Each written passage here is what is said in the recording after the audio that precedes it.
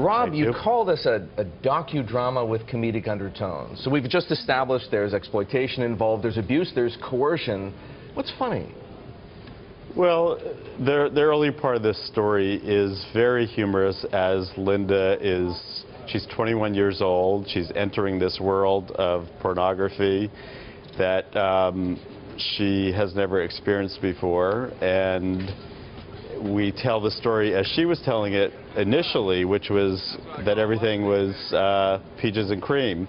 And then years later, we discover that she had a very darker story to tell. What's also interesting at the same time is there is another movie about Linda Lovelace that is in pre-production, a biographical film.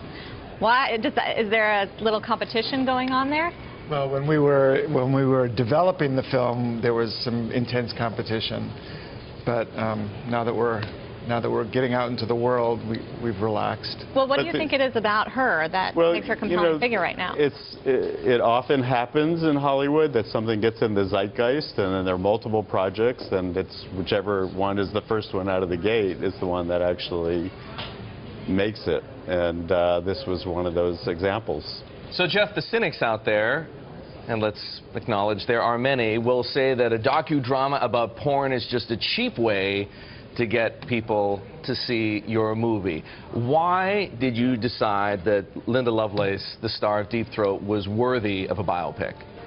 She has an amazing story. It's a classic story of a woman overcoming adversity and finding herself. And it happens in the context of a really interesting time in our history when the so-called sexual revolution was happening. We were really, in many ways, defined as a culture sexually in that period. And the segue from that into feminism. And Linda's personal struggle very much tracked what was going on in the culture at the time, and her personal story was very public. So it was a great way of looking at that moment. Well, Rob, I think we're all wondering, how much pornography is really in this movie? Not much. So if people are expecting that, they may be disappointed. But, the sexuality in the film is really about Linda as a young woman coming into her sense of herself as a sexual being, and how that eventually got exploited and commodified, and she had to spend the rest of her life overcoming that. She was only in the porn industry for 17 days, but she became notorious. She became internationally famous at 21, and then spent the rest of her life trying to overcome that. So ultimately, it's a story of a woman finding her own power, finding her own voice. The last mainstream film that many people will have seen about porn is Boogie Nights. Did that film in some ways pave the way for this story? Good movie. Great. Well, yeah, it's a classic. It's certainly a high, setting the bar very high.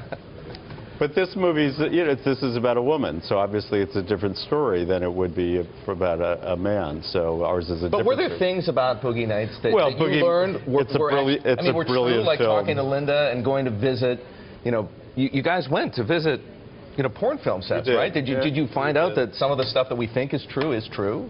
Well, we're in a different realm now than when Linda was. Now, the porn set we visited, women were calling the shots. It was a woman director. The women were really running the show. In Linda's time, it was a different experience. Movie's out Friday? Movie's out Friday. All right. The 9th, August 9th. August 9th.